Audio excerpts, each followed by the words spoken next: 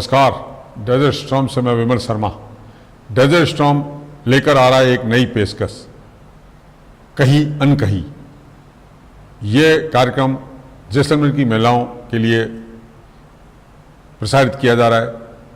इस कार्यक्रम में महिलाओं द्वारा कहीं अनकहीं के माध्यम से अपनी बात महिलाओं के सशक्तिकरण के लिए अपनी बात रखेंगी, अपने जीवन की अनछुए पहलुओं को चर्चा करेगी। इनसे चर्चा करेगी हमारी एंकर योगिता सोनी, और हर रविवार को ये दोपहर 2:30 बजे के लगभग प्रसारित किया जाएगा। इसे देखना ना भूलें, ज़रूर देखें। नमस्कार, मैं हूं आपकी होस्ट योगिता सोनी और आप देख रहे हैं डेजर्ट स्टॉर्म न्यूज़। कहीं अनकहीं की आज की कड़ी में हमारी जो गेस्ट है उनका नाम है तृप्ति भाटिया। आइए जानते हैं उनकी कहानी उन्हीं की जुबानी। नमस्कार तृप्ति जी। नमस्कार। बहुत बहुत स्वागत है आपका हमारे चैनल पे। आपने बुलाया इसके लिए आपका बहुत बहुत धन्यवाद। जी बताइए अपने बारे में और अपनी अब तक की जो भी आपकी कहानी रही है, जो भी आपकी यात्रा रही है उसके बारे में। जी मैं यहीं की बेटी हूँ और यहीं की बहू हूँ लकीली जी, और भाटिया कम्युनिटी से बिलोंग करती हूँ। बचपन मेरा, मैं स्कूल टाइम से एक पढ़ाई में अच्छी थी, बट मैंने कभी क्लास में टॉप नहीं किया था। तो मुझे ये था कि मैंने कभी आज तक क्लास में टॉप नहीं किया। तो पहली बार मैंने क्लास में टॉप किया तब मैंने सीधा ज़िले में टॉप किया 12th क्लास में। उसके बाद मैं कॉलेज में भी मैंने ज़िले में टॉप किया। तो मेरा लक्ष्य था कि मुझे पढ़ाई में आगे जाना है और मुझे कुछ लेक्चरर ऐसा कुछ बनना है। बट शादी हो गई थी तो उसके बाद घर की थोड़ा संभालना, बच्चे हो गए तो उनको संभालना, तो वो सब मैं कर नहीं पाई, बीएड भी नहीं कर पाई। पर मेरे हस्बैंड ने, मैं कहना चाहूँगी, मेरा बहुत सपोर्ट किया। उन्होंने मुझे बोला कि देखो जॉब करना तो अपने यहाँ पे नहीं होगा लाओ, पर तुम्हारा जो सपना है बीएड करने का वो मैं तुम्हारा ज़रूर पूरा करूँगा। तो तब मेरी छोटी गुड़िया पेट में थी और जब वो 6 महीने की हुई तब मैंने इसके एग्ज़ाम दिए बीएड के, जोधपुर जाके। तो मैंने बीएड किया। उसके बाद में भी कुछ ऐसा नहीं था कि मुझे टीचिंग लाइन में जाना है, मन था, पर मैं जानती थी सर्कमस्टांसेस उसके अकॉर्डिंग नहीं है। बस ये था कि मुझे कुछ ना कुछ करना है, कुछ क्रिएटिव करना है, ऐसा जो मुझे खुशी दे। और भगवान पे बहुत विश्वास था कि अगर मैं गवर्नमेंट जॉब में नहीं जा पाई या ऐसा लेक्चरर प्रोफेसर जो मैं खुद को बचपन से वो करते हुए देखती थी अपनी कल्पनाओं में, वो नहीं कर पाई, तो शायद भगवान ने मेरे लिए कुछ बहुत ज़्यादा छोड़ा होगा। उसके बाद में मैंने, मेरी बहन प्रीति यहाँ पे आ चुकी है, बुटीक किया उसने अपनी फ्रेंड सूर्या के साथ किया। किन्हीं कारण से वो कंटिन्यू नहीं हो पाया तो मैंने ज्वाइन किया। तो हमने बुटीक चलाया 9 साल, बहुत बढ़िया अच्छे से ऑनलाइन बिजनेस किया। फिर आकाशवाणी की वैकेंसी आई तो मैंने आकाशवाणी में किया। पिछले 12 साल से मैं आरजे हूँ, एंकरिंग करती हूँ। और करते करते मुझे थोड़ा मेकअप वगैरह का शौक था। मेरी 2 छोटी बहनें थी तो बचपन से उनकी लीपा पोती करना, उनका मेकअप करना शौक था।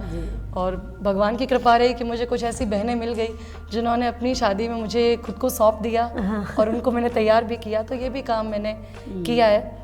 फिर MLM का मैंने सिर्फ नाम सुना था, मैंने कभी किया नहीं था, क्योंकि मेरी बहन एवॉन ओरिफ्लेम करती थी तो वो बताती थी कि बहुत मुश्किल काम है। तो मुझे लगा मुझे मौका पड़े तो एक बार मैं मल्टी लेवल मार्केटिंग जो होती है MLM बिजनेस, एक बार वो भी ट्राई करती हूँ। मौका मिला, वेस्टीज कंपनी ज्वाइन की, उसमें मैंने ब्रॉन्ज डायरेक्टर बनी मैं। फिर कोरोना की वजह से वो इतना जितना उस टाइम बूम था उतना आप नहीं रह पाए, अभी भी उससे अटैच्ड हूँ।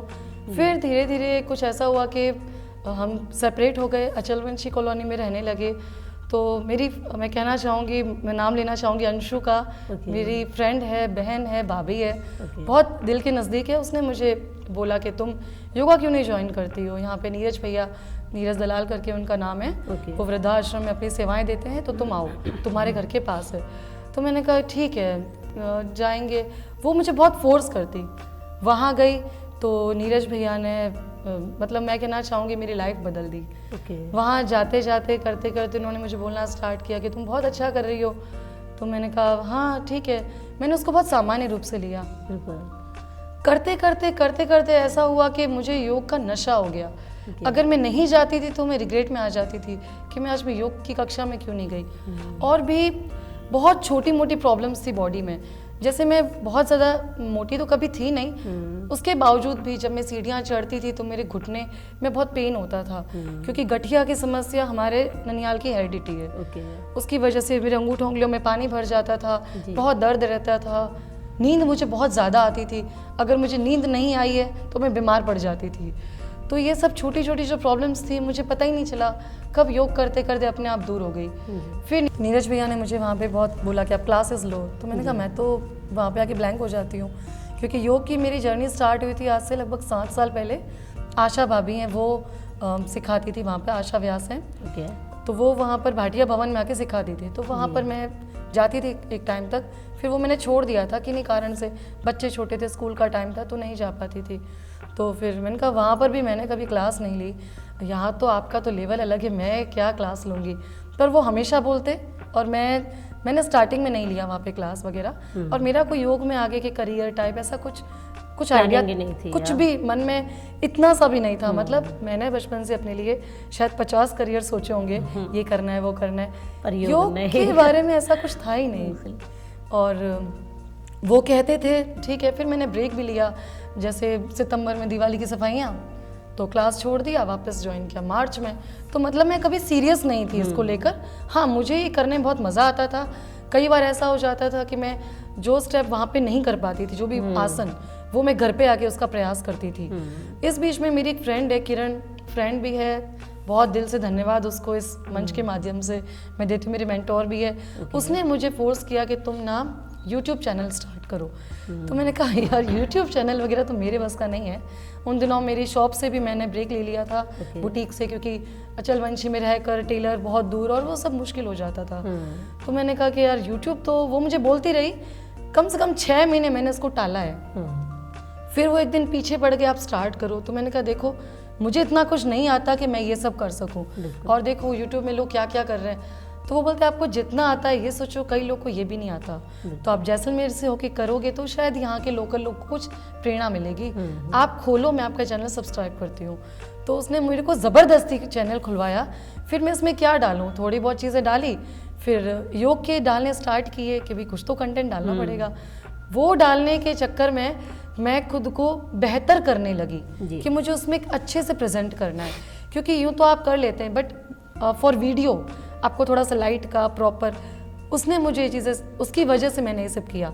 फिर मेरी फ्रेंड गरिमा, वो साथ में योगा क्लास आती थी, बहुत सारा उसने समय दिया मेरे वीडियो शूट करने में। फिर घर पे बोलती कि इतना मेरे से करवाया बट तुमने चैनल में तो डाला ही नहीं, वो तुमने तीसरा बना के डाला है। तो इनका परफेक्टनेस नहीं थी, तो उसके चक्कर में आगे करते गए, कहीं ना कहीं पॉलिशिंग होती है, अपने आप पॉलिशिंग होती है, मतलब भगवान की कृपा है। फिर नीरज भैया का बोलना कि इतना आपने गैप लिया है, आप आओ, तो मैंने फिर से जाना स्टार्ट किया। सर्दियाँ आ गई, फिर से छोड़ दिया। उस टाइम मेरे हस्बैंड मेरे पीछे पड़ गए, और यही मेरा टर्निंग पॉइंट था। सर्दियों में कौन उठेगा 5:30-6 बजे, जब बच्चों की छुट्टियाँ 9 बजे। लेकिन उन्होंने वो इतना मेरे पीछे पड़ के, लिटरली जो धक्का देना होता है वो मुझे खींच के उठाते, और मेरे एक स्प्रे बोतल है हमारे पास जो आयरन के लिए रखी है, उससे मेरे पूरा मुंह पे पानी गिरा देते, उठना ही पड़ेगा और धक्का देके। मैंने कहा आपके चाय कॉफ़ी अपने आप बना के पियेंगे, बच्चों के ये अपने आप करेंगे, टिफ़िन कौन बनाएगा, मैं वहाँ से 8 बजे आऊँगी, मैं खेल के वापस आऊँगा, वो रोज़ वॉलीबॉल खेलने जाते हैं, मैं वापस आऊँगा, टिफ़िन लेके मैं स्कूल देने जाऊँगा, और बोलो बच्चों को कुछ हेल्प होगी, छोटी बच्चे छोटे कौन बनाएगा। बड़ी वाले ने कहा मैं मेरी छोटी बनाऊँगी, आधा घंटा पहले उठूँगी, छोटी वाली की छोटियाँ बनाऊँगी, क्योंकि उनके लिटरली इतने लंबे लंबे बाल हैं जी।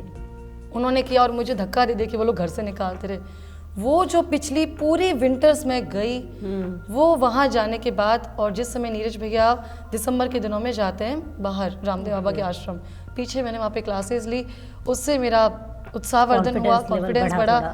और मुझे पढ़ने का बहुत शौक है, तो मैंने हस्बैंड से बोला मुझे आगे पढ़ाई करनी है, तो बोले पढ़ो। उन्होंने ये नहीं बोला कि एक 38 साल की उम्र में तुम्हें क्यों पढ़ना है, मुझे उन्होंने ये नहीं बोला। पहला जवाब था पढ़ो, क्या पढ़ना है वो तुम सोचो। तो मैंने कहा LLB पढ़ना है या मुझे साइकोलॉजी पढ़ना है, सोशियोलॉजी क्या पढ़ना है, कन्फ्यूज़न था। पढ़ते पढ़ते विषय भी डिसाइड कर लिया, और सडनली किसी पुरानी फ्रेंड का कॉल आता है कि तुम योगा अच्छा कर रही हो ना, इसमें पढ़ाई भी कर लो। मैं उस दिन फॉर्म भरने वाली थी मनोविज्ञान का, और उसका फ़ोन आ गया कि आप योग में क्यों नहीं करते हो। मैंने कहा मुझे नहीं पता पढ़ाई होती है। बोले होती है, लिंक भेजा, डिप्लोमा कोर्स हो रहा है, 2 दिन बचे हैं, आप फॉर्म भरो। मैं सीरियस नहीं, हस्बैंड लास्ट दिन आए, 20 तारीख थी, शायद 20 सितंबर था, फॉर्म भरा डिटेल्स का। मैंने कहा ठीक है यार, नहीं करना है। 5 बजे मेरा फॉर्म भरा गया है, अंतिम तिथि की अंतिम समय में डेडलाइन पर। हाँ, और मुझे वही रोज सिलेबस पढ़ो पढ़ो पढ़ो। तो ये था, पढ़ते पढ़ते तो मुझे लगा मुझे दुनिया मिल गई। जोधपुर गई, डिप्लोमा कोर्स किया, प्रैक्टिकल एग्जाम्स हुए, वहाँ पे रही। तो ये करते करते मुझे लगता है कि जीवन पूरा योगमय हो गया। और अब मैं घर पे क्लासेस ले रही हूँ। क्लासेस भी खोलने का था, भय था बहुत, पर नीरज भैया ने बहुत प्रोत्साहित किया, आप खोलें। 2 स्टूडेंट आते थे, 3-4 महीने बाद उनका कॉल आया, कितने लोग आ रहे हैं? मैंने कहा 2। तो बोले हताश मत होना, स्टार्टिंग में कितने थे? मैंने कहा 2। तो बोले एक दिन आप 200 को सिखाओगे, चिंता मत करना।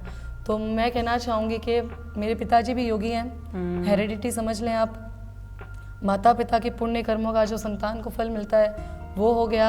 आपके जो जीवन साथी होते हैं उनका सहयोग, जो आपके बच्चे हैं उनका समर्पण।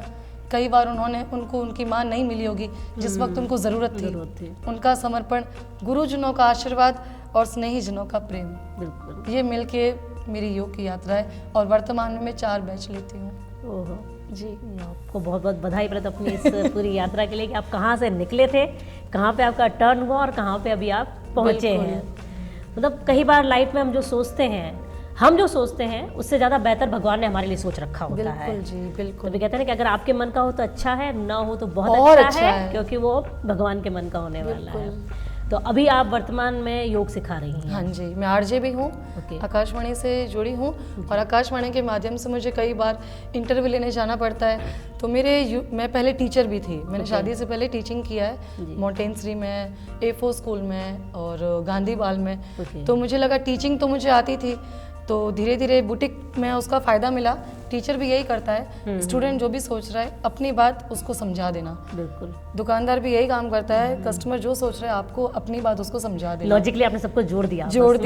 उसके बाद हिंदी भाषा से मुझे बड़ा प्रेम था, तो उसके श्लोक, संस्कृत की बात, आवाज़ की शुद्धि, ये मुझे हिंदी भाषा के प्रेम से, गुरुजनों के आशीर्वाद से मिली।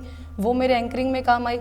एंकरिंग करते करते कॉन्फिडेंस लेवल बढ़ गया था, तो आरजे बनने में मुझे ज़्यादा समस्या नहीं हुई। आकाशवाणी से जुड़ी, फिर यूट्यूब चैनल खोला तो मुझे एडिटिंग करना आ गया। उस एडिटिंग के काम से मैंने आकाशवाणी में एडिटिंग का काम सीखा। तो उसके लिए मैं प्रोग्राम करती हूँ। जैसे माननीय मुख्यमंत्री जी की जो रैली आई थी, उसके लिए मुझे माइक और वो सब दिया गया, कि वो इंस्ट्रूमेंट दिया गया कि आप जाएं उसकी रिकॉर्डिंग करें, देन मैं उसकी एडिटिंग करती हूँ। तो उसके भी काम की वजह से मुझे योग प्रशिक्षक है जैसलमेर में, श्री रवि प्रकाश जी शर्मा, उनसे मेरा मिलना हुआ। तो उन्होंने मुझे और पॉलिश किया, जो मुझे उहापोह थी कि ये चीज़ क्यों होती है, आत्मा का क्या होता है, जैसे चक्रा हीलिंग क्या होती है, 7 चक्रास, जो भी मुझे कन्फ्यूजन्स थे वो मेरे उनसे मिलके दूर हो गए। तो सारी चीज़ें आपस में अंतर संबंधित है। बिल्कुल, ये चीज़ हो गई। बहुत बढ़िया है। जैसे योग का अगर हम, जैसे योग जो सुनने में, योग मनोयोग करना, ध्यान देना, ये सुनने में बड़े पॉजिटिव लगते हैं, एनर्जेटिक लगते हैं, पर जब करने बैठते हैं तो अमूमन एक आलस आता है कि यार क्या आंखें बंद करते हुए नींद ना आ जाए कहीं हमें। तो वैसे कितने बेनिफिशियल हैं ये हमारी नॉर्मल ज़िंदगी में, लाइफ में, या एक साधारण महिला के लिए ले लो जो गृहस्थी में है, उसके लिए कितने लाभदायक है? माफ़ी चाहूँगी, मैं आपके शब्द को ठीक करना चाहूँगी। महिला अपने आप में हमेशा साधारण होती है, कोई महिला कभी साधारण नहीं होती है। तो महिलाओं के लिए बहुत ज़रूरी है, क्योंकि हम परिवार की धुरी हैं। देखिए, हमको ये सिर्फ किताबी बात नहीं है, आपको अपने बड़ों को संभालना है, बुजुर्गों को, और आपको अपने हम उम्र लोगों को, यानी कि आपके हस्बैंड, आपके देवर ननद जो आपके हम उम्र है, उनको संभालना है। और जो तीसरी पीढ़ी है, बच्चे, आपको उनको संभालना है। महिला को 3 पीढ़ियों को देखना है, तो आप धुरी हैं। अगर आप सक्षम नहीं हैं तो आप सोचें कि बाकी जो तीन जो पीढ़ियां हैं, आप उनको 100% नहीं दे पाएंगे। तो महिला को योग से आवश्यक रूप से जुड़ना चाहिए। योग कभी भी आपके किसी काम में बाधा नहीं देगा।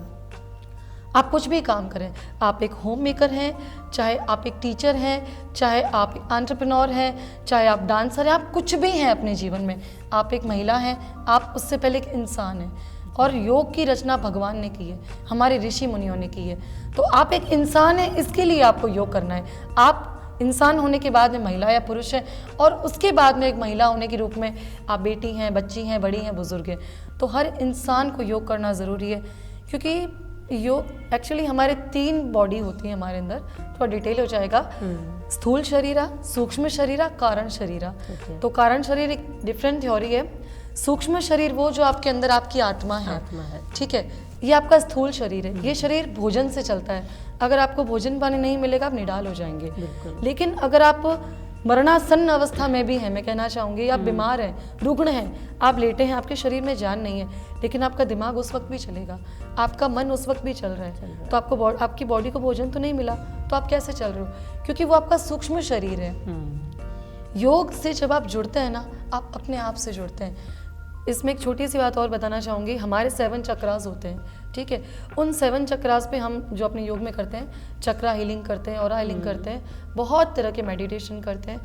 7 जो आपके चक्र हैं वो इंद्रधनुष के 7 रंग है। मूलाधार चक्र रेड कलर, स्वादिष्ठान चक्र ऑरेंज कलर, मणिपुर चक्र येलो कलर, उसके बाद में हमारा हार्ट चक्र ग्रीन कलर, उसके बाद में जो हमारा थायराइड ग्लैंड से रिलेटेड है विशुद्धि चक्र, इसका कलर आसमानी, turquoise, sky blue, something like that है। उसके ऊपर है हमारा थर्ड आई चक्र, यानी कि भ्रू मध्य चक्र।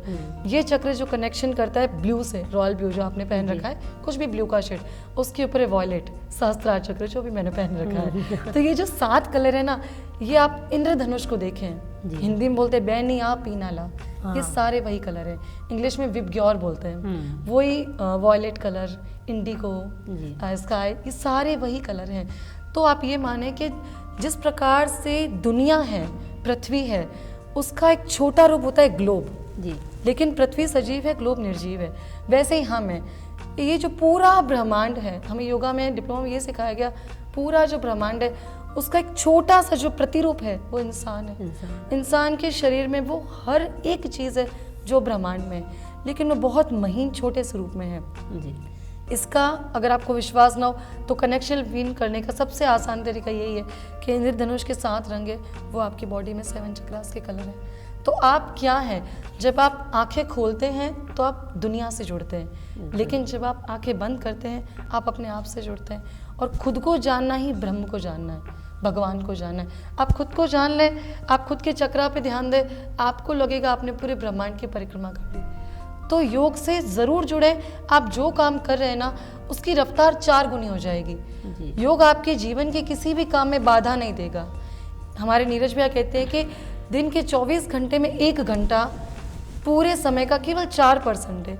अगर आपके पास खुद के लिए अपने दिन का 4% भी नहीं है तो आप सोचें आप खुद के लिए क्या कर रहे हैं। तो इसलिए योग से आवश्यक रूप से जुड़ना चाहिए। ये मेरे जीवन के सही अनुभव है, मेरी ज़िंदगी बदल गई। मैं चाहती हूँ हर महिला मुझसे जुड़े या ना जुड़े, पर योग से, ध्यान से, मेडिटेशन से ज़रूर जुड़े, ताकि आप अपने आप से जुड़े, आप अपने पावर को जानें, आप क्या हैं उसको पहचानें, और आप अपनी जो पीढ़ी है उसके जीवन को और ऊंचाई तक लेके जाएं। जी, आपने मतलब बहुत ही सूक्ष्म तरीके से इसका बहुत ही विराट रूप बता दिया है योग का। तो हम भी अपने व्यूअर्स से कहेंगे कि आप भी योग से जुड़ें और योग के लिए अपना समय निकालें, और मैं खुद भी कोशिश करना चाहूँगी। शुक्रिया। क्योंकि मुझे भी है बहुत मन, पर वो ये था ना कि वो समय, पर आपने बहुत अच्छी बात कही कि अगर हम अपने लिए 1 घंटा भी नहीं निकाल सकते तो हम क्या ही कर रहे हैं। हाँ, तो कोशिश हमारी भी रहेगी। कोई बात नहीं, योग के भी योग होते हैं। जब योग होगा तो आप उससे ज़रूर जुड़ेंगे। जी, बहुत बढ़िया। वैसे हम थोड़ा सा समय से बंधे हुए हैं, इसलिए मैं इसको भी बात को यहीं रोकना चाहूँगी। जरूर। और हमारे चैनल के थ्रू अगर आप कोई संदेश देना चाहें तो। जी, मैं सबसे पहले आपको धन्यवाद देना चाहूँगी। और मैंने बहुत सारे काम किए हैं, मुझे अच्छा लगता है। एक काम है जो मैं करना चाहती हूँ, वो ये है कि मैंने अपने जीवन का एक लक्ष्य बना रखा है कि मैं बॉडी डोनेट के लिए कुछ काम करना चाहती हूँ, ऑर्गन्स डोनेट के लिए। क्योंकि मैंने कहीं पढ़ा था कि पूरी दुनिया में जो भारत है ना, वो 0.65 पर मिलियन व्यक्ति, 0.65 व्यक्ति पर मिलियन इंडिया में अपना ऑर्गन डोनेट करता है। और जो स्पेन है उनमें 35.1 व्यक्ति पर मिलियन। तो हम अंगदान में बहुत पीछे हैं। तो मैं नहीं जानती मेरे जैसलमेर की रैंकिंग क्या है, लेकिन मैं अपने से जुड़ी महिलाएं हैं या सबको बताना चाहती हूँ। क्योंकि देखिए, मैंने बुटीक किया है तो हम ये कोशिश करते थे किसी का कोई भी कपड़ा वेस्ट ना जाए, हम रीन्यूशन पे ज़्यादा जोर देते थे। तब मुझे ख्याल आया कि जो हमारा शरीर है भगवान की दी हुई सबसे अनुपम कृति है, हम आफ्टर डेथ इसको कैसे वेस्ट कर सकते हैं। पर मुझे ये नहीं पता कि मैं इस दिशा में काम कैसे करूं। तो अगर कोई व्यूअर देख रहे हैं जो मुझे इस बारे में गाइड कर सके या मेरी मदद कर सके, तो मैं आपको अग्रिम धन्यवाद देना चाहती हूँ। जी, बहुत बहुत धन्यवाद तृप्ति जी, इतना समय देने के लिए। जी बिल्कुल, शुक्रिया।